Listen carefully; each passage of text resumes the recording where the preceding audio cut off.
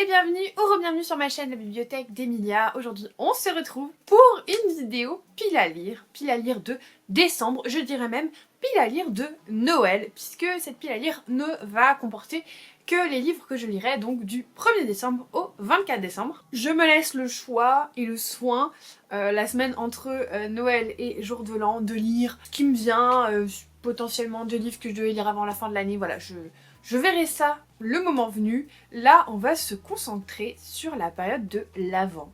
Si jamais vous me suivez ou vous-même vous me connaissez depuis longtemps, parce que j'ai toujours été comme ça, Noël, c'est une de mes périodes préférées dans l'année. Alors, c'est pas toujours une période qui est facile. Il y a toujours des choses qui arrivent qu'on ne peut pas contrôler. Par contre, ce qu'on peut contrôler, c'est essayer de se mettre du baume au cœur. On n'a pas la main sur les événements malheureux qui peuvent nous arriver, les événements stressants et compagnie. Par contre, ce qu'on peut faire, c'est essayer de se donner au maximum du baume au cœur. Et pour moi, je trouve que la période de Noël, elle est parfaite pour ça. Parce qu'elle est enchantée, parce qu'elle est pleine de bons sentiments, qu'elle est pleine de choses positives. Et du coup, moi, je la vis en général à fond les ballons. Alors, je me suis fait cette année un petit calendrier de l'Avent. Si vous avez vu mon réel hier, vous aurez vu que j'avais déjà plusieurs livres dans ma pile à lire et que j'ai complété en librairie afin d'avoir 12 livres, un tous les 2 jours. Et du coup, je me crée un calendrier de l'Avent avec ces 12 livres qui sont évidemment des livres de Noël, qui se passent à Noël. Donc aujourd'hui, je vais vous présenter les 12 livres avant de les emballer comme vous avez pu le voir dans le réel d'hier. Ce sera donc une ouverture de calendrier tous les 2 jours pour moi. Si vous souhaitez suivre mon aventure, rendez-vous sur Instagram, rendez-vous sur YouTube parce que je vais faire du coup des vlogmas les 3 premières semaines de décembre.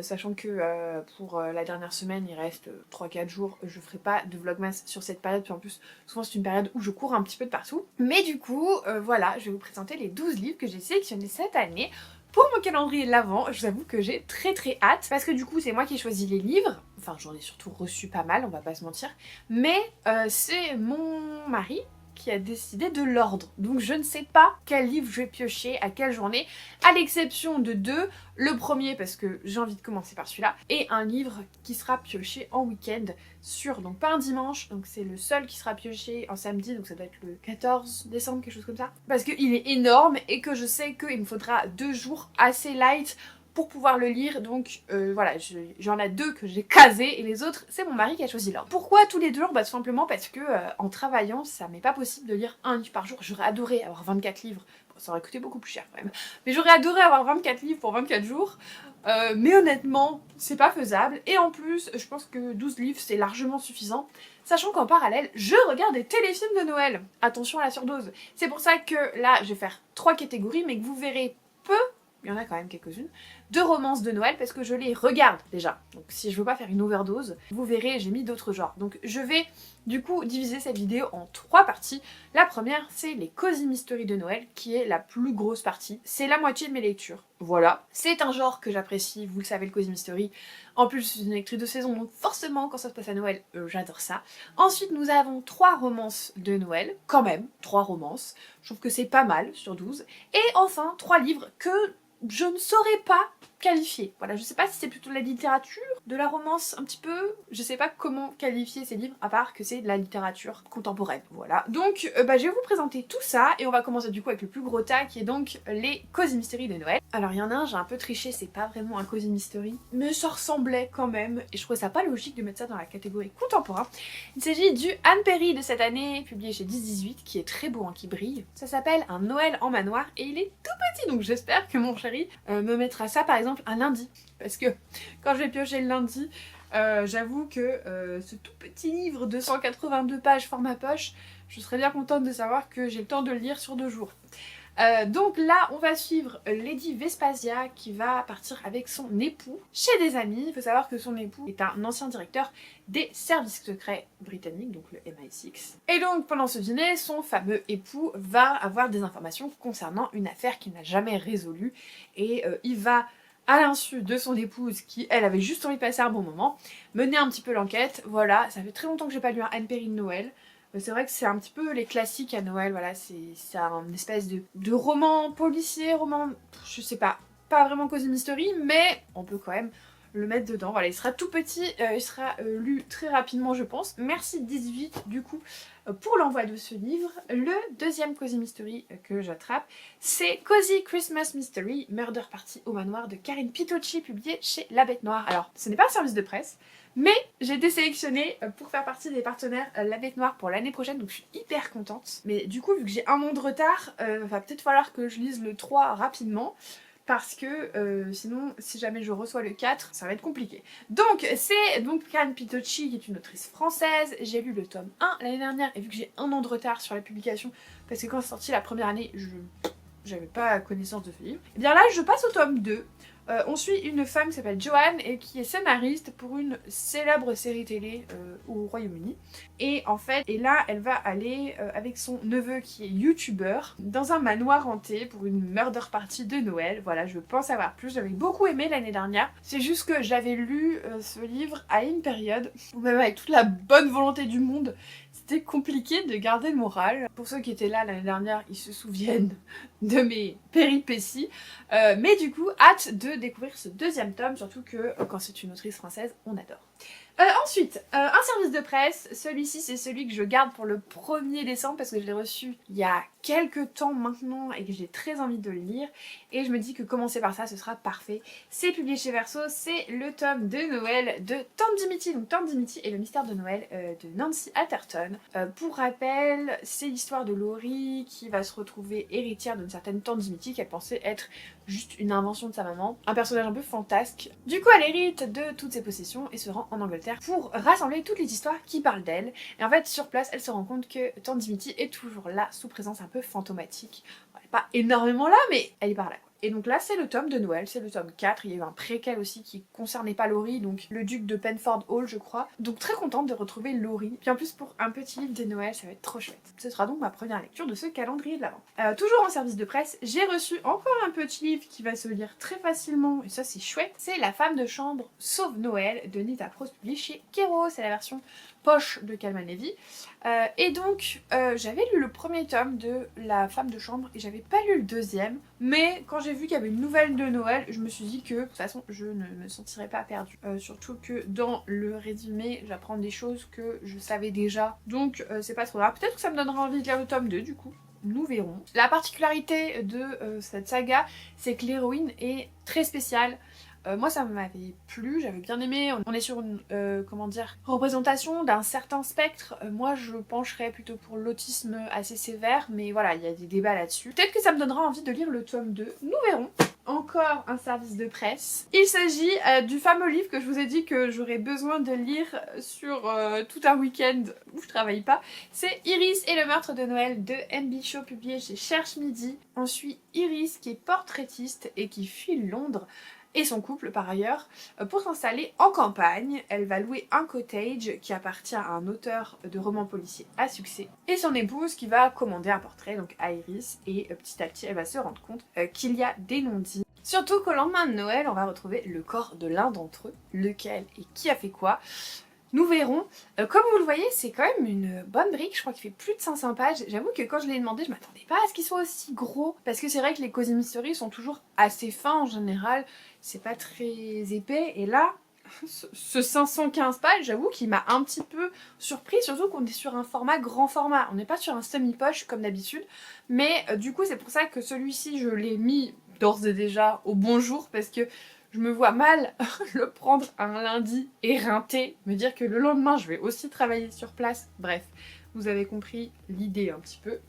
Et ensuite le dernier, c'est un achat personnel. Il s'agit de Mort au château, un mystère de Noël de la team Romcom. Donc nous avons Isabelle Alexis, Tony Béard, Adèle Bréau, Marie Vareille et Julien Sandrel. J'avais déjà lu la team Romcom pour des romances de Noël à l'époque, enfin des petites nouvelles de Noël. C'était très chouette, donc contente de le découvrir sur un format Cozy Mystery. Par contre, je suis pas très contente. Voilà, ça a bavé et tout. Et je l'ai commandé en ligne chez Gibert avec des points de cagnotte, donc j'ai pas pu le voir avant de l'acheter. Je suis un peu déçue quand même. Mais bon, écoutez, je sais pas trop comment ça s'organise, j'ai l'impression qu'il n'y a pas de nouvelles, que c'est vraiment une histoire et que du coup, en fait, vous voyez, là nous avons les noms des personnages avec l'auteur. Écoutez, nous verrons, mais en tout cas, ça me tente énormément, hâte de découvrir ce nouveau format. Je ne sais pas quand, mais là c'est sûr, pour une fois que je vous fais une pile à lire, là j'ai tous les lire, y a pas le choix. On passe ensuite aux romances de Noël, et là j'en ai 3. La première, je l'ai reçue en service de presse, il est si beau. C'est Love Light Farms de Becky Borison, publié chez Verso. C'est donc une romance de Noël. Regardez, c'est Hand Papers. Ah, franchement, ils ont fait un travail, mais fabuleux. C'est magnifique. Voilà. Donc, on est sur le début d'une saga de romances saisonnières. Vous savez, je me suis un petit peu mise aux romances saisonnières. Ça reste pas mon genre de prédilection, c'est pas celui où j'ai lu le plus de livres, la romance, mais j'avoue que les petites romances saisonnières, ça me fait du bien au moral. Et donc là, on va suivre Stella qui a participé à un concours et elle fait participer donc sa ferme de sapin en disant qu'elle la tient avec son amoureux et tout, sauf qu'en fait elle gagne, les finales, on va dire, elle est dans les derniers participants et du coup elle va demander à son meilleur ami de se faire passer pour son amoureux. C'est donc un Friends to Lovers, j'adore les Friends to Lovers. Je sais que c'est l'un des tropes les moins aimés sur le BookTok, sur le Bookstagram, mais faut croire que j'aime pas faire les choses comme les autres. Moi j'adore ça, parce que c'est mignon. Parce qu'il n'y a pas de mauvaises choses, il n'y a pas de mauvais sentiments, c'est vraiment que du bonheur. Donc voilà. Ensuite, de la même autrice, j'ai jeté mon dévolu sur L'Esprit de Noël de Becky Borison, puisque c'est une romance qui va s'inspirer du conte des Noëls passés. Alors je crois que c'est Dickens, si je me trompe pas. Je sais que j'adore cette thématique, les fantômes des Noëls passés, présents, futurs. C'est d'ailleurs l'une des thématiques d'un de mes téléfilms de Noël préférés. Donc quand j'ai vu ça, et en plus de la même autrice que lui, je me suis dit, tu sais quoi, let's go. Il me manquait des livres, je l'ai vu, et en plus la couverture est magnifique. Donc je me suis dit, allez, c'est parti. Donc on va suivre Nolan Callahan, qui est un fantôme des Noëls passés. Et qui va passer donc les fêtes de fin d'année pour hanter un mortel, puis ensuite s'ennuyer jusqu'au Noël prochain. Sauf que Harriet, elle n'a rien à voir avec ses anciennes missions, elle n'a pas de part d'ombre et ne comprend pas quelles sont les erreurs qui pourraient justifier qu'on la tourmente. Et donc ils vont travailler main dans la main jusqu'à Noël, et voilà, tout simplement. Petit côté fantastique, ça me plaît bien, donc bah écoutez, je le dirai. Je vois qu'il y a quand même 2 flamèches sur 4. Donc je m'attends quand même à du smoutounet hein, quand même. Mais bon, je me dis 2 flamèches, ça peut le faire. Nous verrons. En parlant de flamèches, puisqu'ils sont tous les deux publiés par la même maison d'édition qui est donc EH, La ferme des sapins de Noël de Laurie Gilmore. Bon, celui-là vous l'avez vu partout, j'ai pas besoin de vous faire un résumé. Hein. C'est donc le tome 3 de la saga Dream Harbor. Je n'ai pas lu La librairie du Cinnamon Roll, qui est le tome 2 parce que ça se passe en été. Alors c'est une couverture automnale mais ça se passe en été. Donc pour moi c'est genre fin août, début septembre. Vous voyez? Donc je le lirai l'année prochaine, ce sont des tomes indépendants de toute façon. Et même s'il y avait un fil rouge, c'est clairement pas la lecture de l'année, donc je m'en fous. Donc je vais lire le tome de Noël, et si ça passe encore, peut-être que je me procurerai les autres. C'est pour ça que je n'ai pas encore acheté la librairie du Cinnamon Roll. Et donc là, on est encore sur une romance qui se passe avec une ferme de sapins. Mais là, on a deux personnes qui aiment pas trop Noël.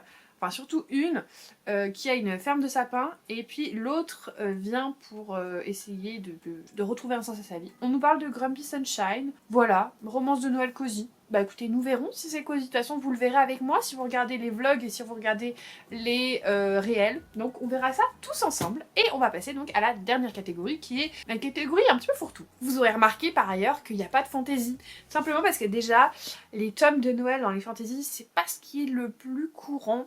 Et que, bon là, il y a Holly qui est sorti de Adeline Grace. Mais je l'ai commandé en version Fairyloot il y a genre 3 jours, quelque chose comme ça.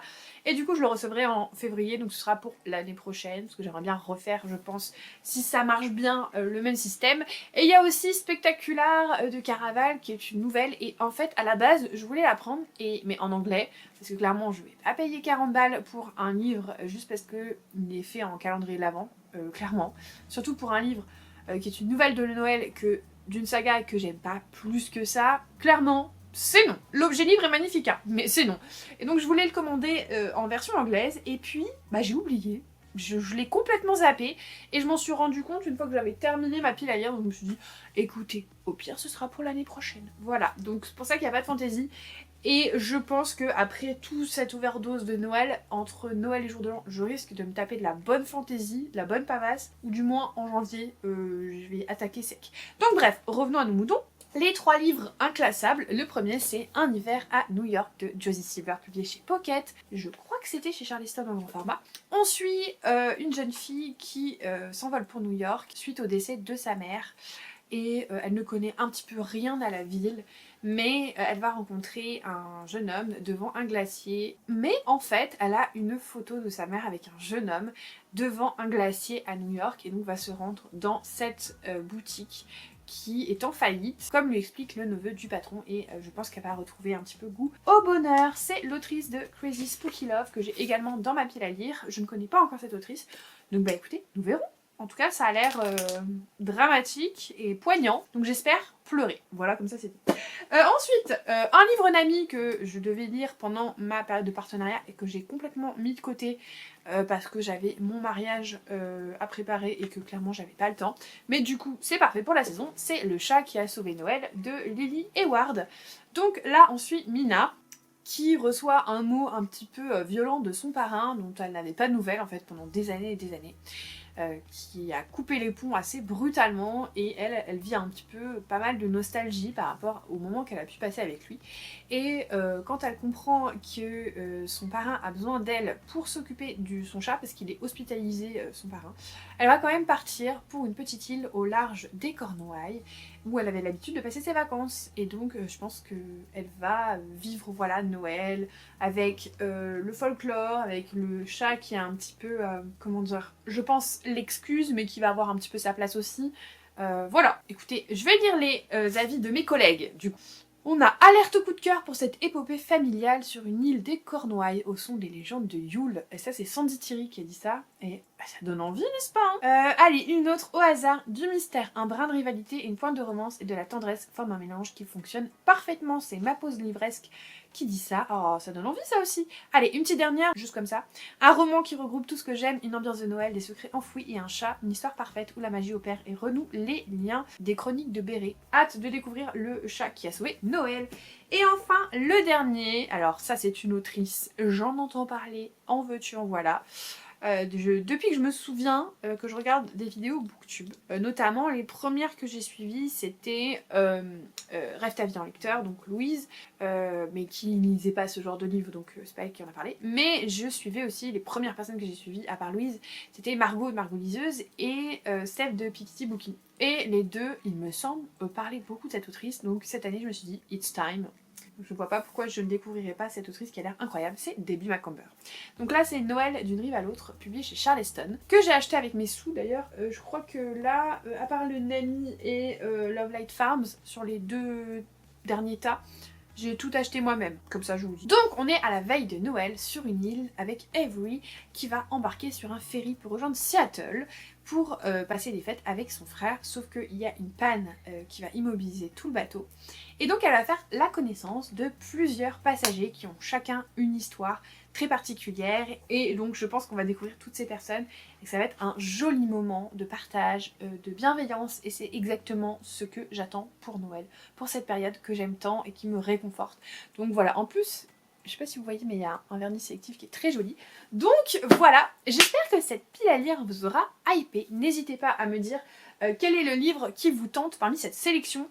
Pour ceux qui me regardent exclusivement pour la fantaisie, je m'excuse d'avance. Le mois de décembre, vous n'allez pas en voir beaucoup, mais promis, je reviens en force dès la fin du mois et surtout dès 2026, parce qu'en 2026, j'ai envie de tabasser de la fantaisie. Donc voilà, mes excuses pour ceux qui n'aiment que ça et qui du coup seront pas énormément hypés par mes lectures de décembre, on va pas se mentir, mais c'est que pour 3 semaines et moi ça me fait du bien au moral. Voilà, merci pour tout votre soutien. Si vous êtes toujours là, n'hésitez pas à mettre un emoji évidemment lié à Noël. Voilà, avec mon cardigan que j'aime tant. Et évidemment, merci de votre soutien. Si vous n'êtes pas encore abonné, n'hésitez pas à le faire. Si vous voulez me faire un cadeau pour Noël, un petit commentaire, un pouce en l'air, ça me ferait hyper plaisir. Et moi, comme d'habitude, en attendant la prochaine vidéo, je vous souhaite de merveilleuses lectures et je vous fais des bisous!